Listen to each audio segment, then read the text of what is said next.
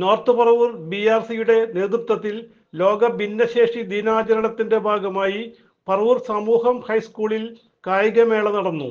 ദീപശിഖ പ്രയാണം നഗരസഭ വാർഡ് കൗൺസിലർ D. രാജ്കുമാർ ഉദ്ഘാടനം ചെയ്തു. ഡിസംബർ 3 നടക്കുന്ന ലോക ഭിന്നശേഷി ദിനത്തിൻ്റെ ഭാഗമായിട്ടാണ് BRCയുടെ നേതൃത്വത്തിൽ ഇത്തരത്തിലുള്ള പരിപാടി, അതിൻ്റെ മുന്നോടിയായിട്ടുള്ള കലാപരിപാടികൾ, കായിക പരിപാടികളൊക്കെ ഉണ്ട്. അതിൻ്റെയുള്ള കായിക പരിപാടിയാണ് ഇന്നിവിടെ സമൂഹ സ്കൂളിൽ വെച്ച് നടക്കുന്നത്. പറവൂർ BRCയുടെ കീഴിലുള്ള 74 വിദ്യാലയത്തിൽ നിന്നുമുള്ള വിദ്യാർത്ഥികൾ ഇവിടെ പങ്കെടുക്കുന്നുണ്ട്.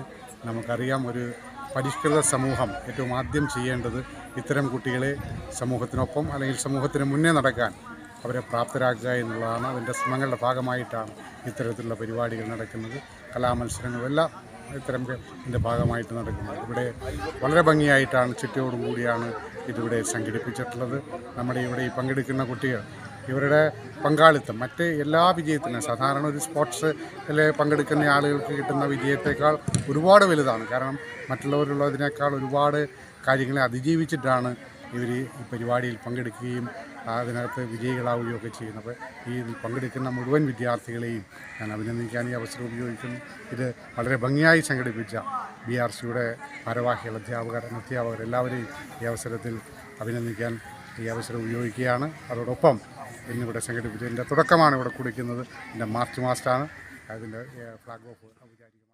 തുടർന്ന് fire and rescue officer KM Santhosh Kumar കുട്ടികളുടെ സല്യൂട്ട് സ്വീകരിച്ചു.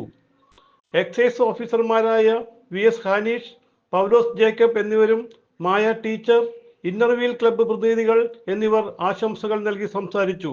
BPC KS Premjith, convener Mary CG, Mini Joy, Janeeta Joseph, Sangeetha teacher എന്നിവർ നേതൃത്വം നൽകി.